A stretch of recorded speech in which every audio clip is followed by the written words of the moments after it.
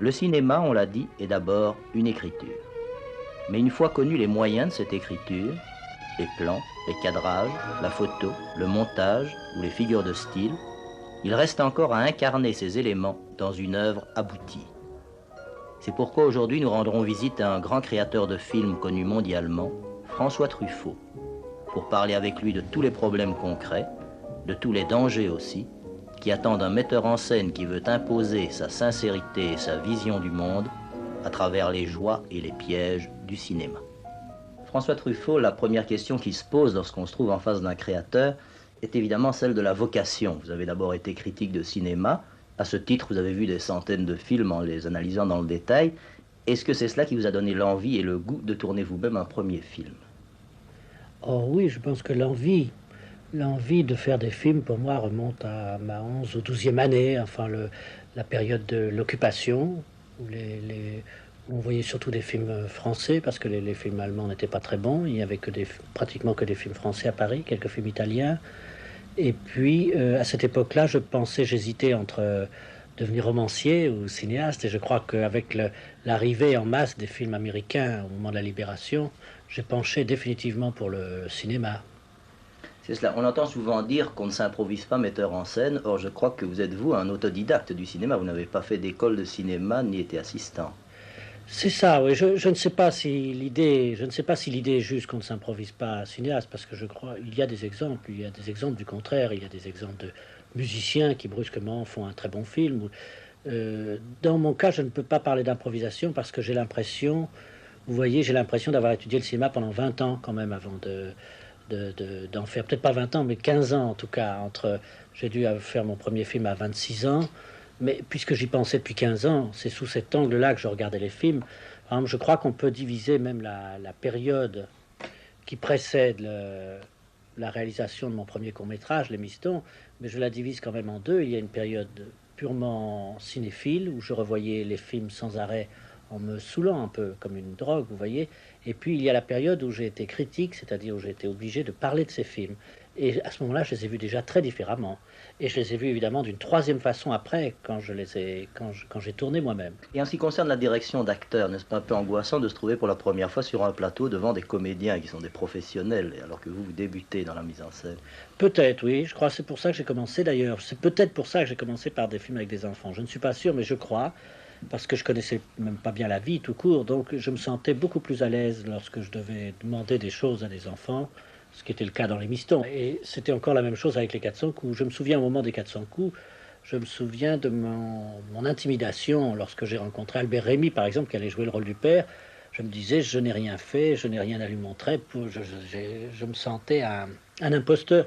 Mais ça, je crois qu'on se sent souvent un imposteur, vous voyez, même au 11e film, quand on m'emmène faire des repérages, ou quand on me pose des questions précises sur des choses qui sont encore vagues dans ma tête, j'ai forcément un sentiment d'imposture. Je crois qu'on l'a toujours. J'aimerais que nous parlions du scénario. Au fond, on rencontre deux types de films dans votre œuvre. Il y a d'une part des scénarios originaux, comme les 4 films de la série Antoine Doinel avec Jean-Pierre Léaud.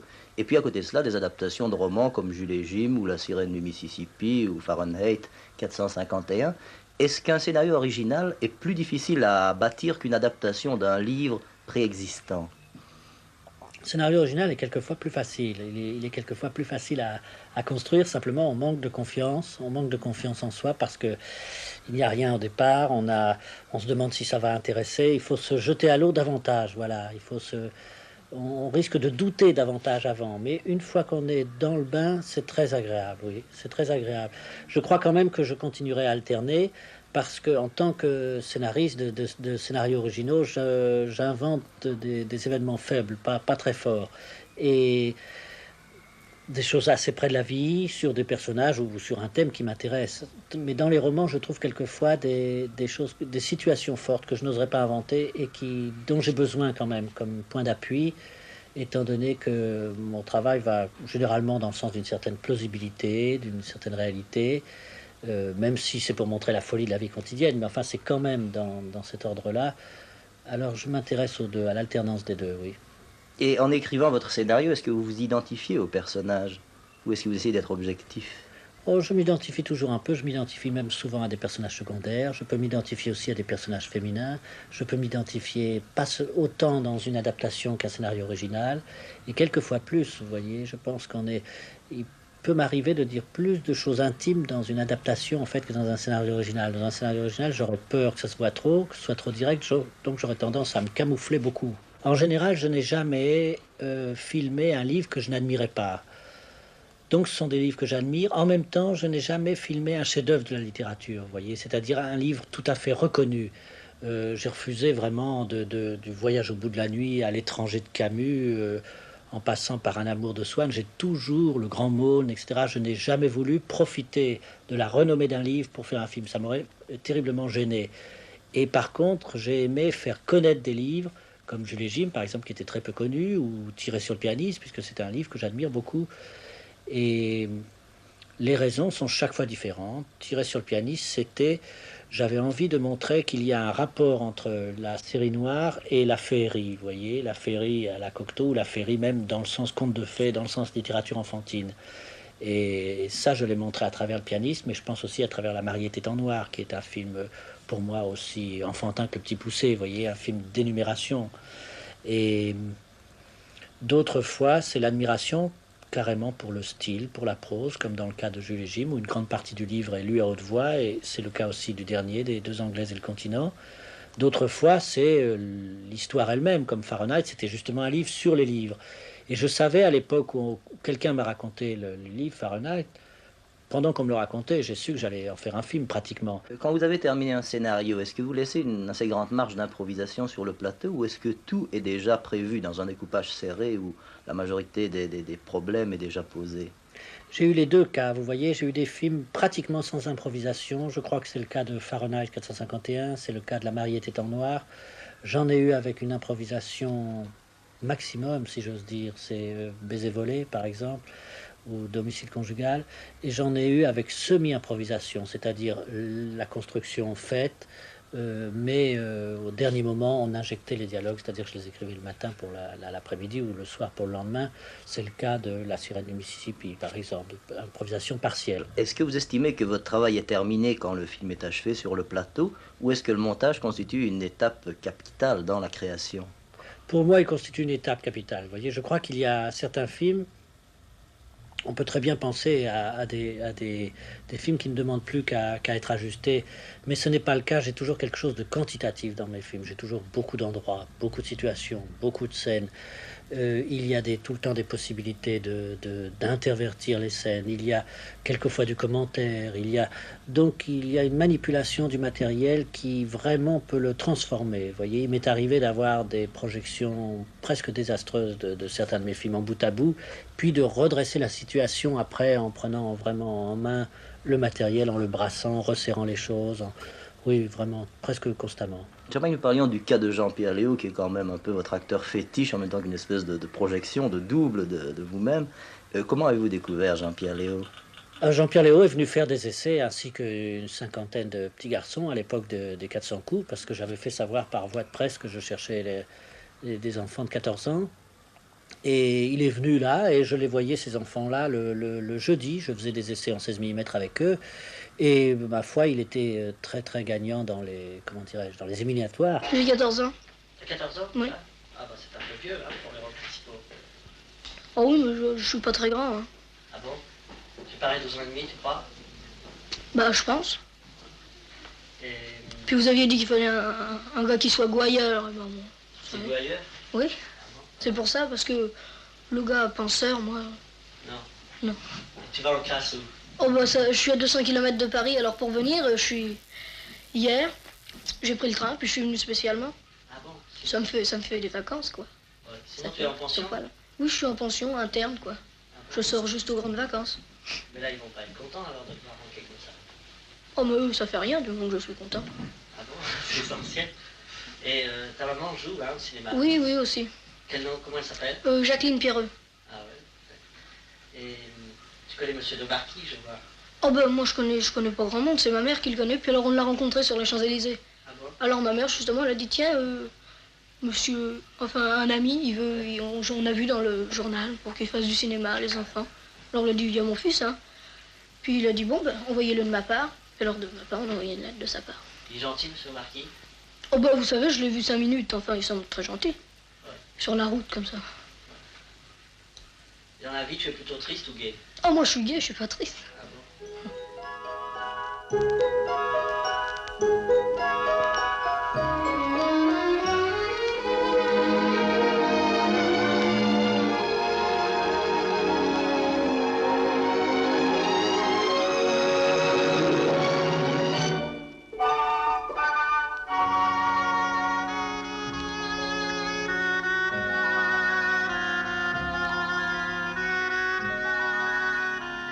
Les 400 coups est aussi un film dirigé contre certaines institutions où les enfants sont mis en pension surveillée, si je puis dire. Pas consciemment, c'est pas fait, enfin pas fait contre. Il se trouve que c'est une chose que je connaissais et sur laquelle j'avais des souvenirs que j'ai trié pour ne pas exagérer, même si les gens ont eu l'impression. Non, on m'a jamais dit que c'était exagéré. Mais enfin, ce n'était pas tout ce que je peux dire, c'est que c'était pas en dessous de la vérité. Voilà, c'était pas en dessous de la vérité. Simplement, j'avais des souvenirs, moi, qui remontait, disons, à la période de la libération, la France, voyez, et je filmais ça en 1959, mais je ne voulais pas le filmer non plus comme un film d'époque. Je peux rien en dire de plus, non. Mais est-ce qu'il y a des scènes là-dedans qui sont inspirées de vos propres souvenirs, autant vous avez connu vous-même ce type d'expérience? Presque tout, oui, presque tout. Par exemple, la scène de la gifle. Oui, parfaitement, oui. C'est ça, je ne pense pas que ce soit des choses qu'on invente. Enfin, tous les détails sont réels, oui.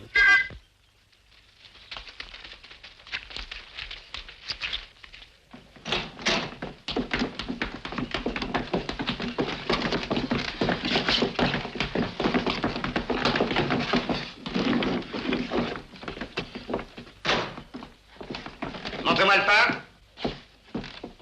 Ça va? Dis donc, tu l'as entamé, toi? Prends ton assiette et ton pain, viens ici.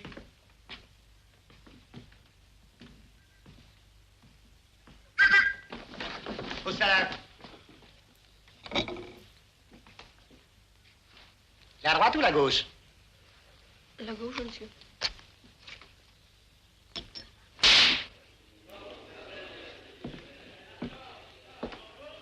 Et on se tait.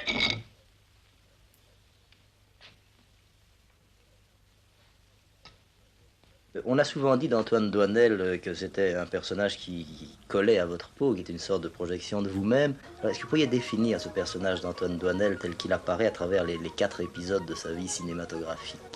Effectivement, il y a quelque chose d'anachronique chez Antoine Doinel, oui, il y a quelque chose d'anachronique, mais qui est difficile à définir pour moi. Je ne sais pas qui il est, vous voyez, il est une synthèse un peu de Jean-Pierre Léaud et de moi, c'est-à-dire, je sais quelqu'un qui, par exemple, fera rire ou sourire avec ses malheurs, ce qui permet avec légèreté de dire des choses quelquefois assez graves quand même, ou assez tristes, parce qu'on sait que ça ne sera pas larmoyant ni trop sentimental, parce qu'il y a chez lui une espèce de vaillance, il y a une bonne foi aussi, et il y a certainement de la naïveté, et puis il y a une très grande part d'enfance qui est préservée, qui fait qu'on oublie son âge réel, parce qu'en réalité Jean-Pierre Léaud a 27 ans, et on le regarde tout le temps comme s'il en avait 18 quand même. Est-ce que vous avez dans la tête à venir me relancer comme ça en plein après-midi au magasin? Vous ne donnez pas signe de vie, vous n'êtes jamais chez vous. Mes parents se demandaient ce que vous deveniez. Bien écoutez, vous leur direz que je vais très bien et vous leur transmettrez mes salutations. Parce que vous pouvez être désagréable, mais sans raison. Oui, comme ça, oui, sans raison, oui. Et si je vous ai fait quelque chose, vous n'avez qu'à me le dire. Oui, rien du tout, non. Rien du tout. Vous croyez que j'étais votre amie? Écoutez, votre amitié, gardez-la. Mettez-la de côté ou bien distribuez-la, hein, mais moi... Bon, alors on se retrouve au même point que l'année dernière. Non, justement, pas au même point, bien loin en arrière. Et à qui la faute, hein? Oh, bah sûrement pas à moi. Je peux pas me souvenir de toutes vos lettres, mais une fois vous m'avez écrit... Maintenant, je sais que je suis capable d'avoir pour vous seulement de l'amitié, enfin quelque chose comme ça. Oui, Dites-le que vous n'avez pas oui, écrit je le ça, pensais hein. justement à ce moment-là. Mais vous savez, l'amour et l'amitié, ça marche avec l'admiration. Eh bien, moi, je ne vous admire pas.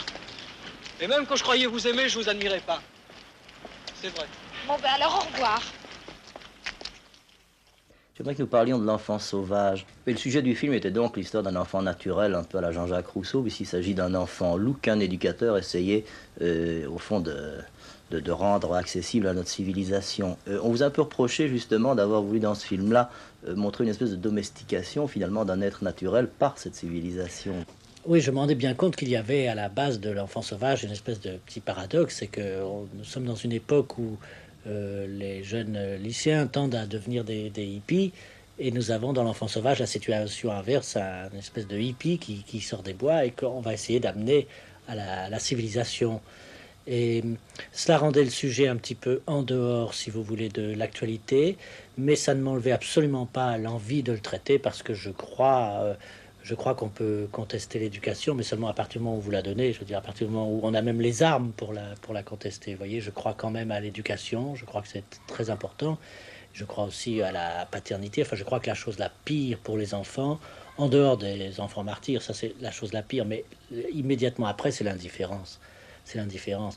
Et je me souviens très bien d'une petite fille qui disait, qui admirait une petite fille qui était élevée très librement par des parents très absents et très indifférents, et qui admirait une de ses petites amies de l'école parce qu'elle disait, elle a un père très sévère. Elle disait ça avec admiration, vous voyez. C'est ça, donc le but du docteur Itard dans le film, enfin le personnage que vous jouez, c'est pas du tout de rendre hostile le milieu naturel à l'enfant sauvage, c'est pas de le coloniser, non, disons. Non, non, absolument pas. Non, absolument pas. Et évidemment que le docteur Itard, aujourd'hui, si on le juge aujourd'hui, peut paraître anachronique, ou bien certaines de ses idées peuvent paraître dérisoires, ou certaines de ses obstinations peuvent paraître dérisoires. Mais à l'époque, il était un précurseur.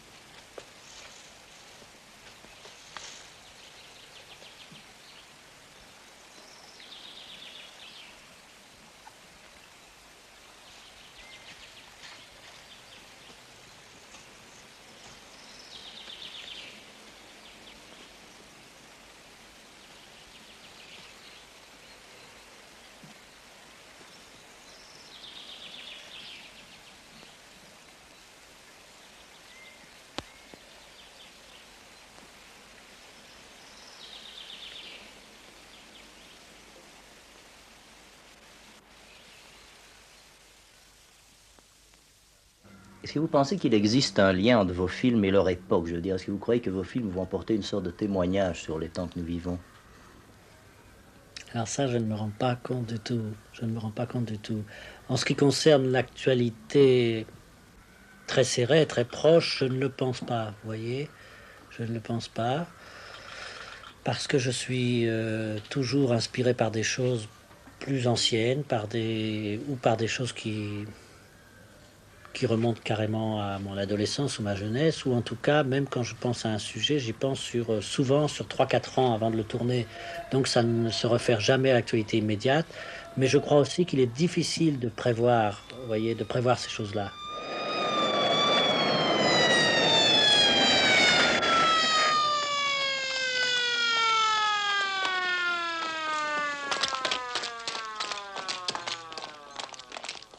Vous n'avez jamais eu l'ambition de faire ce qu'on appelle généralement des films engagés?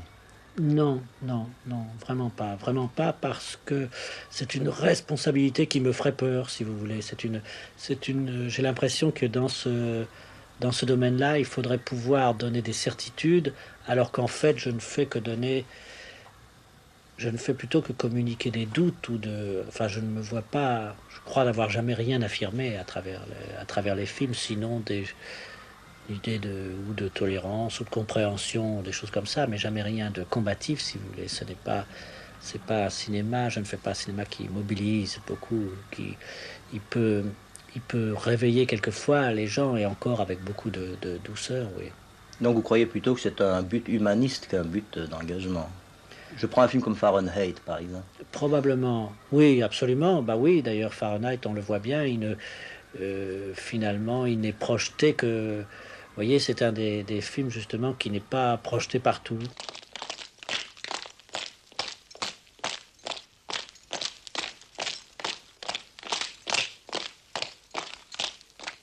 Et c'est une société où il est interdit de lire, et les pompiers qui autrefois servaient à éteindre les incendies servent maintenant à brûler les livres.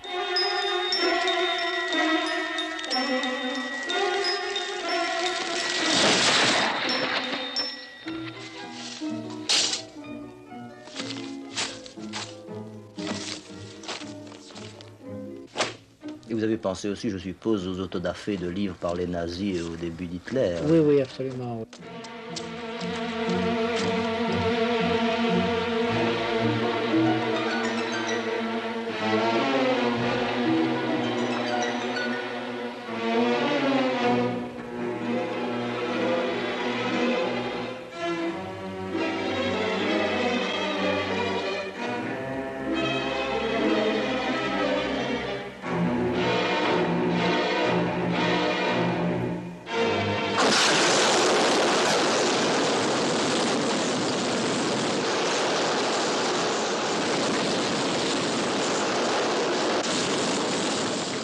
Si vous voulez, je crois que ce qui m'a séduit dans l'histoire de Ray Bradbury, dont le film est tiré, c'est que les gens qui aiment les livres s'opposent par la ruse, et au lieu de s'opposer franchement. Ce n'est pas la guerre contre les pompiers, il n'y a pas de combat, il n'y a même pas... C'est une espèce de résistance passive, et il y a une ruse que j'ai trouvée sublime à la fin du livre, qui m'a déterminé probablement à faire le film, parce que le postulat, les livres brûlés, était séduisant mais ne suffisait pas. Mais je trouve que l'idée complémentaire, celle-ci, qui est les gens qui aiment les livres ont décidé de les sauver en apprenant chacun un par cœur, c'est une idée vraiment grandiose. Are you interested in Plato's Republic? Well, I am Plato's Republic. I'll recite myself for you whenever you like. Thank you very much. Now here's Wuthering Heights by Emily Bronte. And here's The Corsair by Byron. She used to be married to a chief of police. Now that skinny fellow is Alice in Wonderland by Lewis Carroll. Where's Alice through the looking glass today? She should be somewhere about. Ah, now there's The Pilgrim's Progress by John Bunyan. He ate his book so they couldn't burn it. Waiting for Godot by Samuel Beckett. Oh, you see the little blonde coming towards us. Watch her blush. I'm Jean-Paul Sartre's The Jewish Question. Delighted to meet you. I'm The Martian Chronicles by Ray Bradbury. Allow me to introduce... Oh, may I? The Pickwick Papers, Charles Dickens. Oh, Charles Dickens. Once I read a book he wrote. David Copperfield. We have a David Copperfield amongst us. He's with another group in the South. I Am the Prince by Machiavelli. Oh. As you see, you can't judge a book by its cover.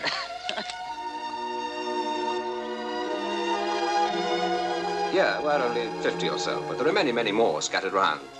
In abandoned railway yards, wandering the roads, tramps outwardly, but inwardly libraries. Oh, it wasn't planned. It just so happened that a man here, a man there, loved some book. And rather than lose it, he learned it. And we came together. We're a minority of undesirables crying out in the wilderness. But it won't always be so. One day we shall be called on one by one to recite what we've learned. And then books will be printed again. And when the next age of darkness comes, those who come after us will do again as we have done. I have one with me. Yes?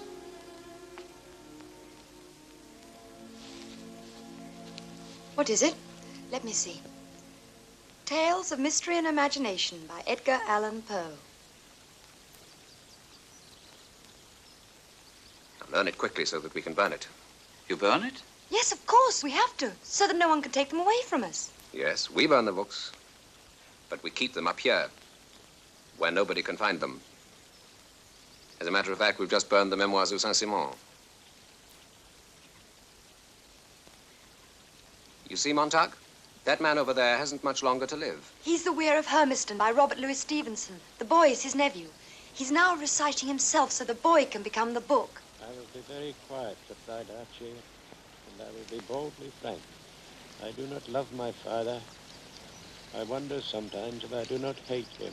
Pourquoi faites-vous des films?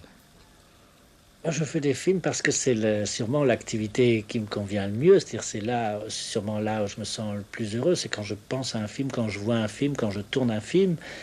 Et il me semble que je vois ça comme une amélioration de la vie. Vous voyez, il y a des gens qui aiment la vie, qui aiment tous les instants que la vie leur donne. Et s'ils pensent à aller à la pêche, eh bien, ils aiment le moment du petit déjeuner, le matin. Ils aiment le trajet en voiture pour aller à la pêche.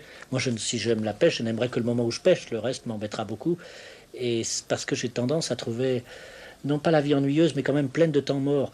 Et j'aime le cinéma qui rend la vie très intense. Vous voyez, je crois que je fais du cinéma pour pouvoir organiser une vie très intense sur l'écran. Ce n'est pas non plus que j'aimerais la vivre aussi intensément, c'est autre chose, mais c'est comme ça que je l'aime. C'est une réorganisation de la vie, dans un sens qui me convient mieux, si vous voulez. Donc c'est une sorte de jeu pour vous? Je ne sais pas si c'est un jeu. C'est un peu plus qu'un jeu parce que ça devient assez essentiel, vous voyez, ça devient un grand besoin. Je l'avais aussi en écrivant. Quand j'écrivais mes articles sur le cinéma dans Art, je sais que je les relisais avec l'idée je les relisais avec l'œil d'un lecteur en me disant est-ce qu'il y a des passages ennuyeux, est-ce qu'il y a des phrases qu'on pourrait raccourcir, est-ce que je pourrais mettre un mot plus court ou plus percutant que celui-là. Alors je crois que la peur d'ennuyer est très forte chez moi, à proportion aussi de ce que j'ai peur de m'ennuyer. Et ça m'intéresse de raconter des histoires en essayant d'être captivant. Si vous voulez, il y a une phrase de Cocteau qui pour moi est presque un slogan dans mon travail, enfin qui m'aide beaucoup. Une phrase de Cocteau dans son journal de tournage La Belle et la Bête, il dit « Il ne s'agit pas de distraire mais d'intéresser ». Ça, je crois beaucoup.